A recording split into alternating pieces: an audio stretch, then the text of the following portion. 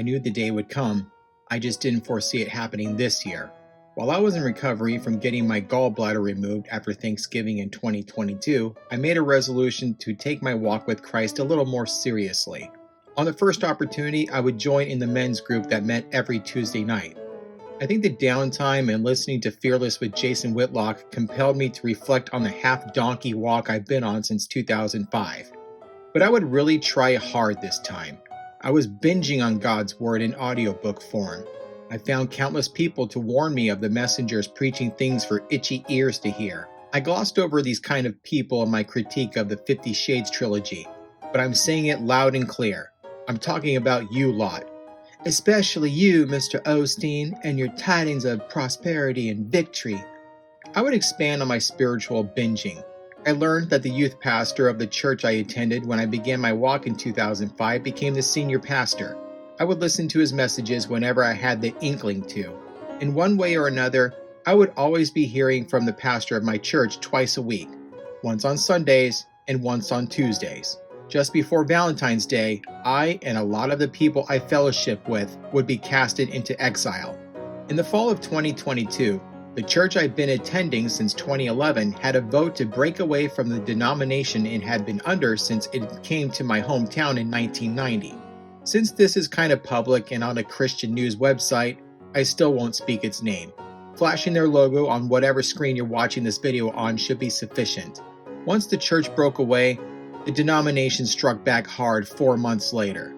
They took the keys to the building, seized all of our financial assets, and casted our pastor out as if he took a bite from one of the apples from the tree of knowledge. As of this video, we are still wandering the desert. Our Sunday services met at a middle school not too far from my house, and my men's group met in the back banquet room of a swanky grill down the road from the school church was being held in. While you'd think we grumble like the people Moses led out of Egypt, I really hadn't heard much grumbling from anyone regarding the situation we were in. On a cold morning in February, a familiar face came around my work to say hi. I'm not going on a deep dive here. I'll just call her Madeline and be done with it. I got acquainted with her during our sophomore year in high school and had a strong yet hopeless crush on her during our senior year. As far as I know, she has been on a walk with Christ much longer than me. Just knowing that fact when I was a foolish teenager got me curious about God long before I met Lucy and got ensnared by the Latter-day Saints. Knowing that she was still walking strong with Jesus sort of gave me a little motivation to do better in my own walk. The things I was exposing myself to compelled me to do one more thing. If you haven't seen the first part of the 45 collection, I mentioned that I did a deep cleaning of my music collection. Recently, I did a little spring cleaning of my music stash, eliminating a lot of rap music and other tunes that had a lot of questionable content in them. Later in the year 2023, I slowly replaced a lot of the music I deleted with more Christian-centered music. This meant I had to revise the long playlist. Yeah, that was it. The summer of 2023 was when my faith would be tested. A nice segue for what I would have to deal with beginning on Father's Day. I started to come down with a cold. I went to work on Monday morning, did inventory, and went home to rest. I had soup and watched a couple of free movies on YouTube. The next day, I wasn't getting any better. Our house had a few leftover rapid COVID tests. I wanted to be on the safe side and got tested.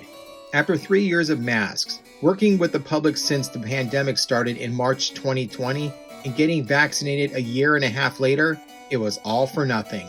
I tested positive for COVID. Since Adrian and I enjoy the occasional intimacy after being married for a decade and a half, I infected her too. Thankfully, that was it. My daughter was always at my mom's house in the backyard. She got to enjoy staying there for the next 2 weeks while we were in quarantine. After 10 days or so, we were both fine and we went back to work. The show goes on. A month later, my faith would be tested at levels that really pushed my limits. On the night of August 14th, I went to my mother's house to check on her. She was dealing with abdominal pain for the past 2 days. It wasn't getting better, so I took her to the emergency room. I didn't get home till 2 in the morning. They gave her saline, ran a CT scan, and found nothing.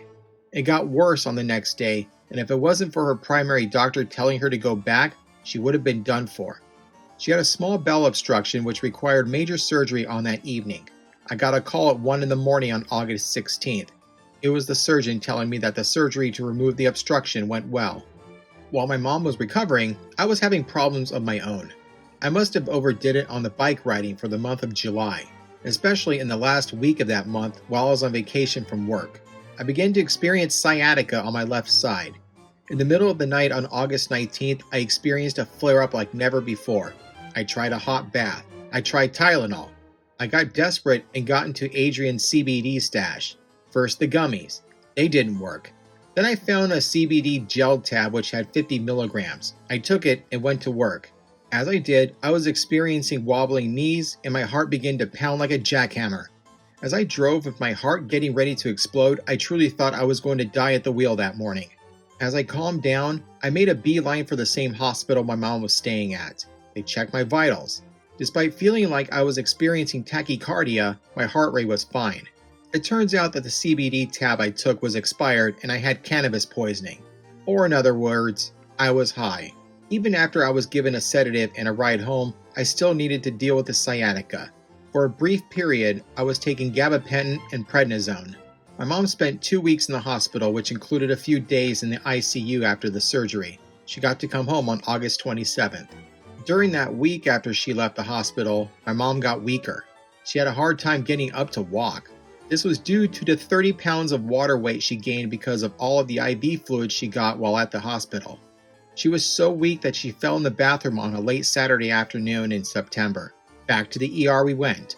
Once again, the people at her local hospital did nothing significant. The next day, she got worse. We thought it was a neurological problem. Again, thanks to her doctor, she was going back to the hospital. But it wasn't going to be in town. We would be going to a hospital in a town in the Silicon Valley. On Labor Day, I was sleep deprived. I didn't leave the hospital until 10 p.m. the night before, and there was still the drive home that Adrian took care of. I went to work anyway and enjoyed the triple time I was making, but it was a nightmare. Someone called out because they had car problems. This meant I was on my own for most of the morning. It was busy, I was angry, and I was running out of fracks to give. I would call my mom at the hospital to check in on her, and instead I would speak to her case manager. There would be two options for her road to recovery. Have my mom stay for 2 weeks at the hospital and undergo vigorous physical therapy, or have her go at her own pace and rehab at what are they calling it these days? A skilled nursing facility? Remember when they just called it the old folks home? On my days off after Labor Day, there was no rest for the weary. After visiting my mom at the hospital, I got down to business. In one afternoon, I visited 5 nursing homes, and by the end of the day, I decided on one. While my mom was in the hospital, she was getting worse. She was extremely off her kilter to the point that she couldn't even read the clock in her room. On next afternoon, a transfer was arranged, and she would be out of the hospital and at a home 10 miles away from me. As they prepped her for her room, I got a call from her primary doctor. The news would be another strike from the lead pipes Satan had been swinging for the past 3 weeks. This time, it hit my mother as well. The surgeon that operated on her in August found something and had it sent to pathology. It was cancer. The following week would be loaded with doctor's appointments for her. I even had one myself to get my eyes checked. One of those appointments in that week included a follow-up with the surgeon who performed the operation and found the cancer. There was even a doctor's appointment on my birthday with her cardiologist. I would get to celebrate with my wife the day after.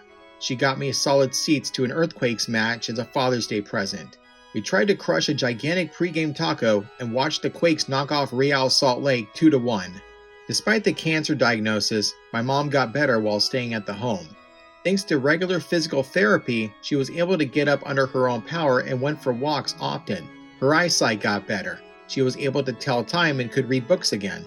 On September 18th, everything would unravel. Her appointment with the oncologist at Stanford was a video conference we had in her room. She had adenocarcinoma in her intestine. While carcinoma is the most common type of cancer in the small intestine, it's still a very rare type of cancer overall. But from her having 2 major surgeries to remove blockages in her small intestine since 2020, this wasn't a surprise, but at the time, it was. The plan would be getting another CT scan and finding out what to do next. Something else would set back my mom's recovery. She contracted COVID while she was at the home. Because I had antibodies after getting the virus over the summer, I didn't get infected. But this meant that I wouldn't be able to see my mom at all for a week. I could still deliver the occasional meal to her, but she would have a room all to herself. A week after getting COVID, she asked to be released. She was stronger than she was before she was transferred to the home. Even after contracting COVID, she was ready to come home and prepared to take on the cancer. Despite getting the cancer diagnosis, she would be in good spirits. It didn't last long. Over the weekend, she tried to eat something to keep her energy up. I was taking care of her when she really needed it during that week. I would remind her to get into bed when she needed the encouragement to do so. However, she was slowly getting worse. On October 1st, she was experiencing abdominal pain again. I would take her to the ER again.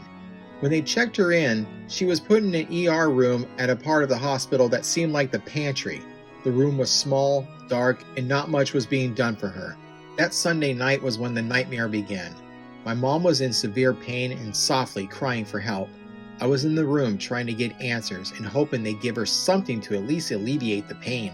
It wasn't until the late hours that they finally got her some fentanyl and started the morphine drip.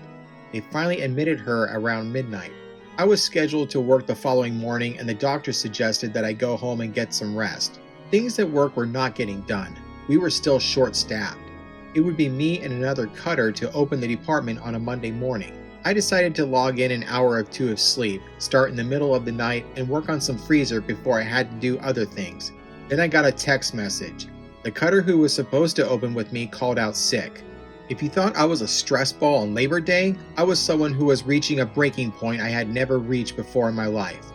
After I got off work that morning, I went back to the hospital to check up on things. While my mom was admitted, she was still in the ER. She was still lying in the same room. She was still in strong discomfort. After 12 hours, her situation had not changed.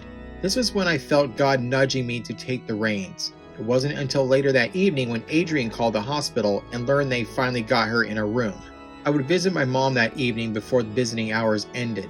They took care of her blockage and she was somewhat back to normal. While that was happening, her stomach doctor spoke with her. It was that night that she would be going into hospice care. She was given 3 to 6 months to live with her cancer. As the week dragged on, I would speak to an oncologist at the hospital. The cancer my mom had was stage 4 and it was a nasty case that was on the warpath. Chemotherapy was a treatment option. My mom would decline it. I respected her choice. I knew people in my family that had chemo over the past 5 years. She didn't want the poison, and I wasn't going to disagree with her on that notion. When I went to see my mom after work on October 5th, I got a phone call from her case manager. A hospice agency had been selected before I could make that decision. The choice was at the behest of the gastroenterologist that visited her earlier that week. The next day, I began preparations for her hospice care. I would be taking time off work, and I didn't know when I'd be coming back. In the afternoon, the care agency came by to deliver the bed and things she needed. In the evening, my mother was discharged and would return home. Things did not start off on the right foot that night. We were waiting for the medicine to be ready, and we were still waiting for the nurse to come to our house to get things going. The nurse didn't arrive until 10:30 at night. I was already tired, feeling hopeless, and my patience was running thin. Once my mom was on a pain regimen, I could give her the medicine and get some rest. October 7th was an ongoing disaster, like a car that went off the road and wouldn't stop rolling down the hill. A nurse was supposed to come by and check in on her in the afternoon. I waited nearly an hour, only to find that the nurse had been rerouted and didn't bother to call me due to an overheated phone. After my temper snapped once again due to the incompetence, both Adrian and I would be calling this hospice agency for some answers. Only one person was on the ball and put my mom on the critical care list, but we would be waiting for a long time for a nurse to arrive. During that wait, Adrian and I got some help. My 2 sisters-in-law were both nurses. They came over and took care of my mom. They cleaned her up, changed her nightgown, and tried their best to dignify her. These 2 lovely ladies I've known since they were teenagers did more for my mom in a span of 20 minutes than this hospice agency did in 24 hours. Later that evening, a nurse came by to assess my mom. The agency would have another nurse come in and work the graveyard shift. I spent another night at my mom's house and tried to get some rest. My mom would live another day. Later that Sunday afternoon, my family and I were set to go out for a family photo shoot at the college I graduated from in 2004. I was dressed up and ready to go. The nurse came by, and he would be working a swing shift from 4 to midnight. While he was getting everything set up, that was the moment God called my mom's number. I saw how it happened, and the nurse would take her blood pressure to make sure. A little after 4 in the afternoon on October 8th, my mother passed away at the age of 78. It was a surreal hour. I told Adrian to go to the photo shoot while everything got sorted out. I would be waiting for a while for the funeral home to come and take her body away. While I did, I had a very strong sob. I think I got all of my blubbering out of my system the day before due to the frustration of the hospice agency bumbling the situation. As I continued to wait, I made the proper phone calls. My friend Linus, who had been living in Nevada for the past decade, called me after I replied to a text message he sent me. I called my department manager at work, mainly to tell him that I was going to be taking time off due to this unfortunate yet inevitable event. Other people I called were my uncle near Santa Rosa, my cousin in the Central Coast, and my aunt in Arizona. I went next door to tell my neighbor the solemn news. She had known my mom long before I was born. I called the attorney who set up my mom's trust and her financial planner whose son happened to be my planner. My sister in Texas called me to see how my mom was doing, and I told her that she passed. Later that night, the family I'd been married into for the past 2 decades came by to offer their comfort and condolences. My aunt in the Central Coast would be the last person I would talk to about what happened that afternoon. The more I talked about my mom's passing, the more stoic I became, as if I were a cop investigating a murder on Law & Order and my mom's death was just another case. When my mom had her surgery in August, there was a host of other problems she was having. She had a perforated bowel and was septic before the procedure on that August night. If she didn't get the surgery, she would have been gone sooner. For a long period of time, she experienced chronic fatigue, occasional constipation, and was anemic, some of the symptoms associated with intestinal cancer. What happened has happened. However, how did her specialist notice these things and not consider cancer? My mom saw an oncologist for scheduled iron and blood transfusions for 5 years. Maybe it was more than what she let on. All the surgery did was buy her a little more time. I will say this, at least I knew she passed. I was there when it happened. I remember my pastor calling me less than an hour before my mom died. It was more encouraging than solemn. It meant a lot to me to hear from him. During that call, he wasn't just my pastor. He was my friend. I was stoic, I was strong, and I never once wavered in those last minutes. I may have shed a tear during that call, but I knew what was coming. While the text exchange you're seeing may sound like a cruel joke, it was the truth. She was free from her painful ordeal that she may have been going through longer than I thought. Since she accepted Jesus as her Savior and was baptized in the 1950s, she was off to the kingdom of heaven. All of these events in the last 2 months of my mother's life did 2 things. 1, strengthen my faith in God. 2, prepare me to be a leader. That's what happened on October 8th. Everything my mom worked for, everything that she built, it would all become mine. I would be taking over everything, whether I asked for it or not. On October 8th, I became King David. On the first morning of my reign, while listening to one of my favorite YouTube podcast duos, I got to work cleaning out the fridge.